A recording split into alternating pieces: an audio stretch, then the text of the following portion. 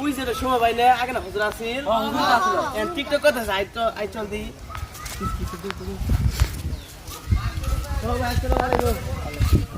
আগে না হুজুর আসিলেন এন্ড যে টিকটক করেন বুঝি যাই কিছু আগে টিকটক করে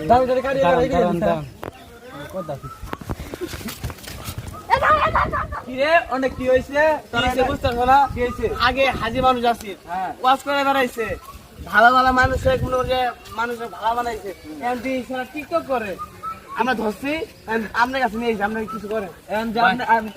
আপনার জি বস এটা কি আপনার টিকটক করা বস ভাই আমি সবকিছু আগে বাদ দিছি ভাই